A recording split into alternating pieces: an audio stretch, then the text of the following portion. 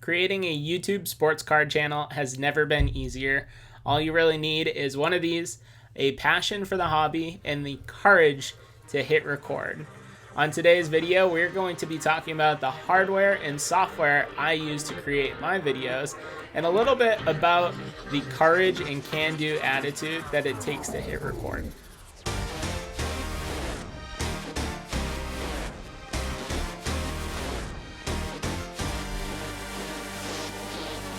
Hi everyone, I'm Cardi-C and thank you for stopping by.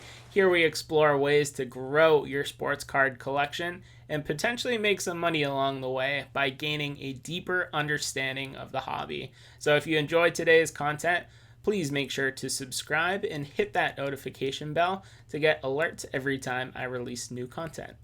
Now today's video is geared towards fellow content creators in the hobby and prospective content creators who might be looking to get into it.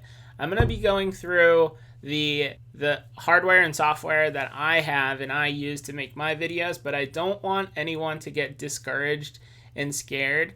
I started recording videos on my phone that was propped up against a pile of books, and my microphone was a set of Apple headphones. So the barrier to entry, like I had said from the outset, is very, very low. All you really need to do is throw your camera on and hit record.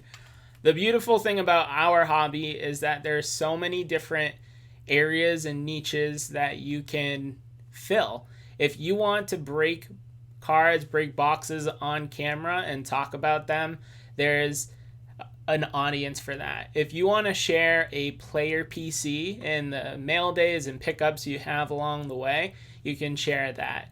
It's all about creating the experience that you want and engaging with other members of the community who value that experience.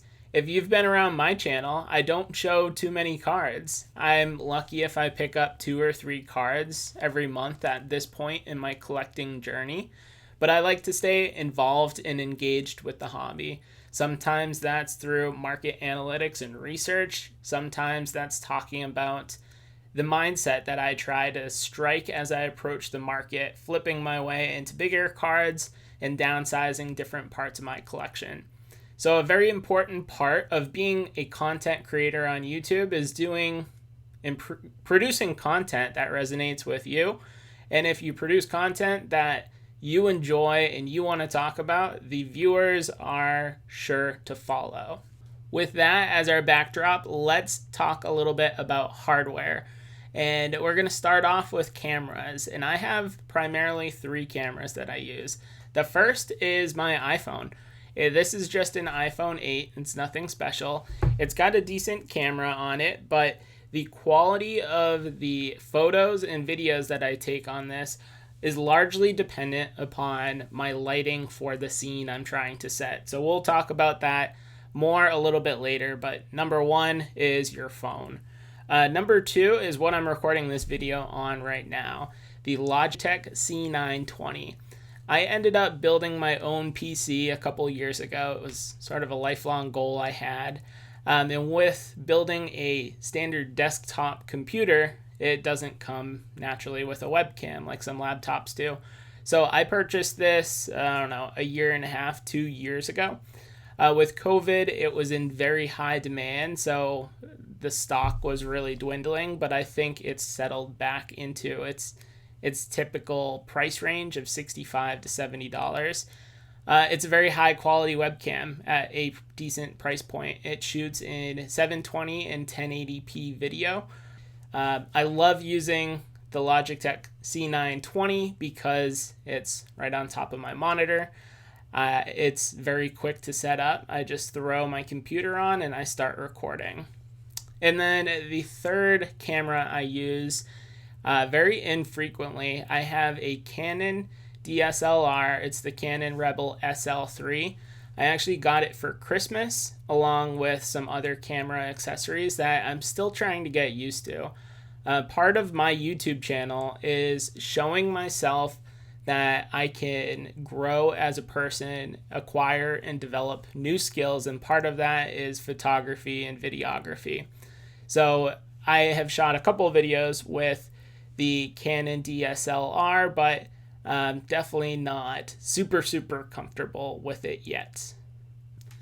Now that we have all our video squared away, we have to worry about audio.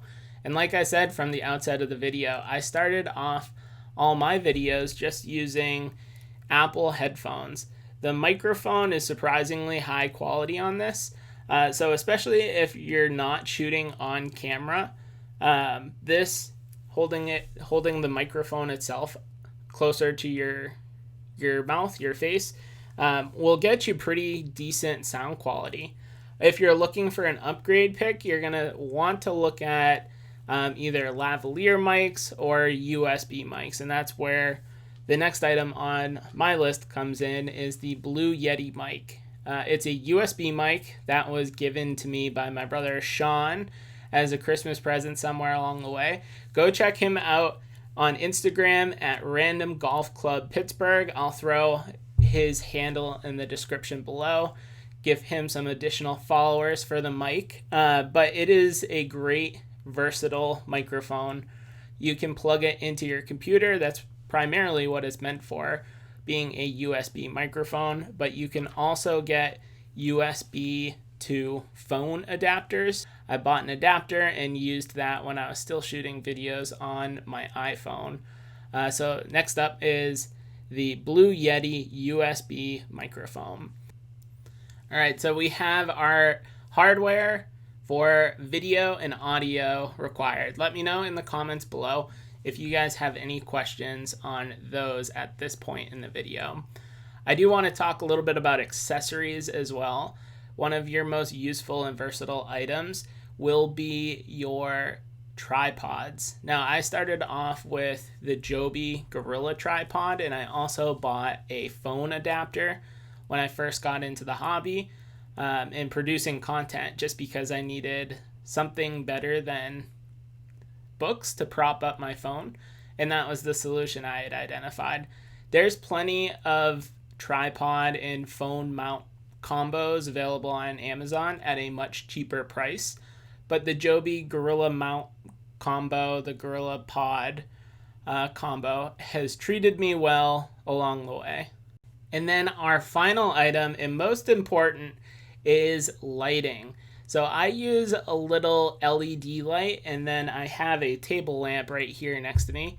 You can see that it changes a little bit, and then I have the light over here that brings a little bit of fill light over onto the left side of my face.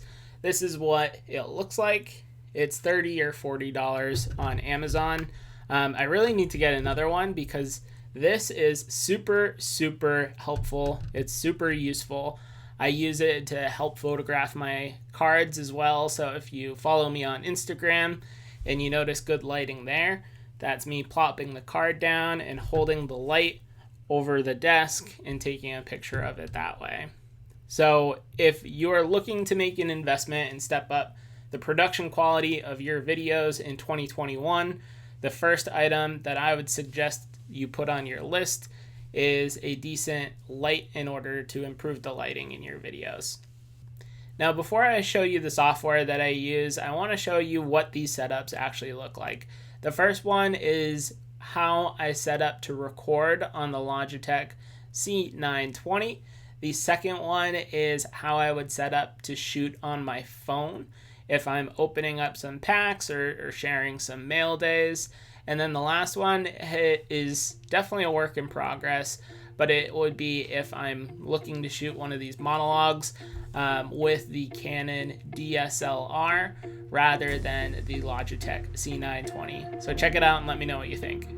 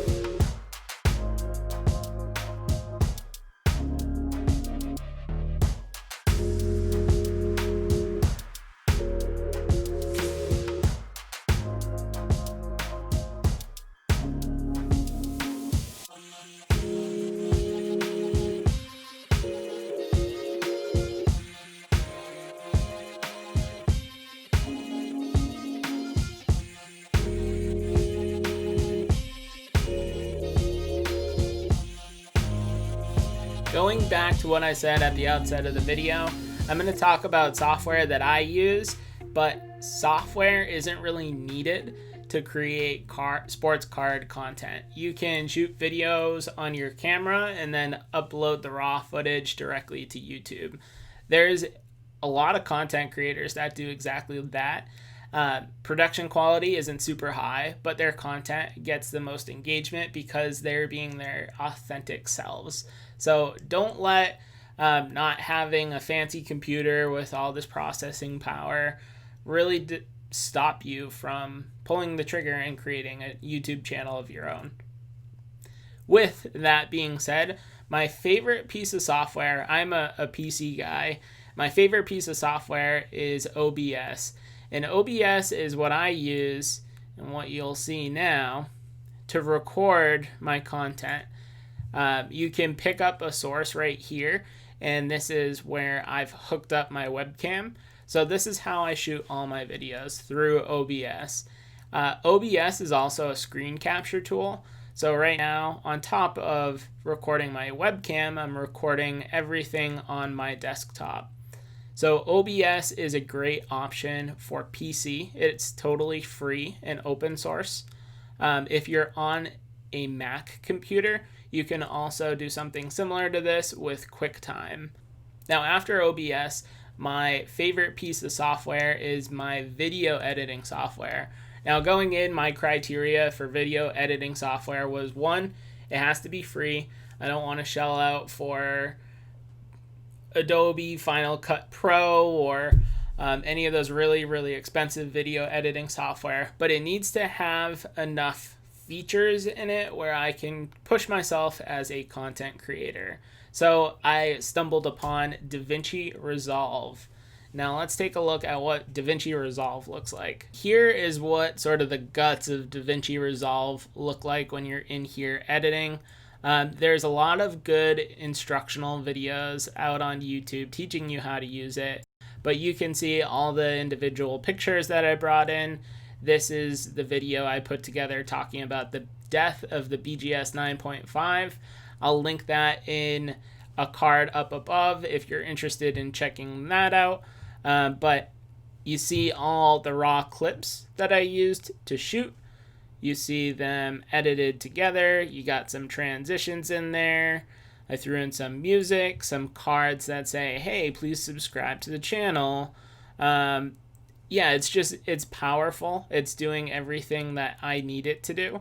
It's really pushing me to learn a new piece of software and grow as a person and individual. Now, the last category of software that I want to talk to you about is thumbnail creation. YouTube does a pretty good job of selecting clips within your video to use as a thumbnail. But again, I've mentioned this multiple times on the video now. I want to push the development of new skills for me as a person, and part of that is graphic design. It's something I've always been interested in. So taking concepts and ideas in the videos that I'm talking about and making a cool graphic design inspired thumbnail is something that really interests me. Now, the first one is Adobe Photoshop. So I do subscribe to Adobe's creative suites. I try and learn some stuff within Adobe After Effects for some animations to put in the videos. I use Photoshop and Illustrator to create some thumbnails. It's around $30 a month, but again, it's a commitment that I'm making to test my graphic design skills and learn and grow as a content creator. Similar to Photoshop, you could use GIMP, which is an open source free tool. But if you're not as graphically design savvy, there's a couple websites, and the first one that I started using was Snappa. So here we have the Sports Card Academy thumbnail with Filmington. You can change your background. You can upload different pictures in here. There's different effects, overlay. It's pretty powerful. The main limitation to Snappa is that they only let you download a certain amount of thumbnails every month. I think it might be 4 or 5, but someone's going to need to fact check me on that. And then after that, they make you upgrade your membership in order to use the platform, the software. I've also heard really good things about Canva.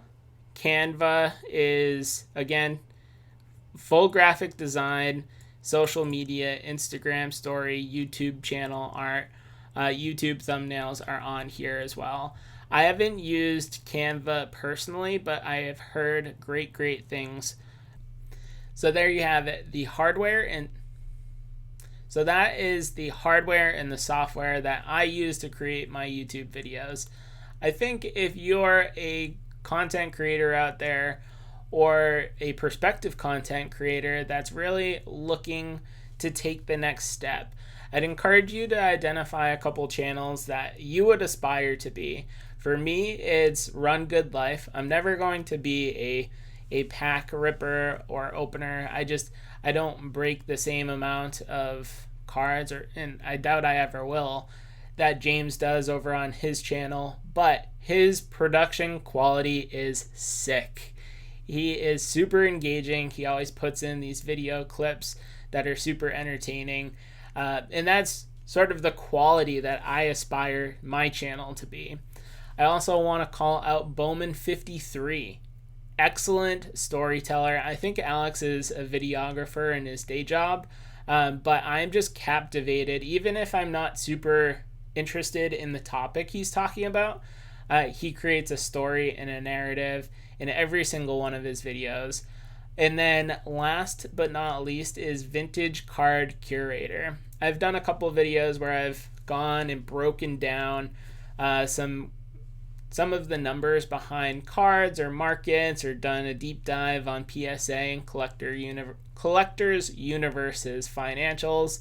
And I tried to model it a little bit after Vintage Card Curator's style, but no one can top what he does. His stuff is excellent. If you haven't seen his channel before, I highly recommend you go check it out. So hopefully after today's video, you've gotten the skills, the resources, everything that you need to go out and start your sports card YouTube channel. Remember, you just need to have the courage to hit record. Let me know what you think in the comments down below. Feel free to follow and reach out to me on Instagram at Cardi-C Sports Cards if you have any questions. But that is all I have for you guys today. Till next time, I'm Cardi-C. We'll catch you guys later.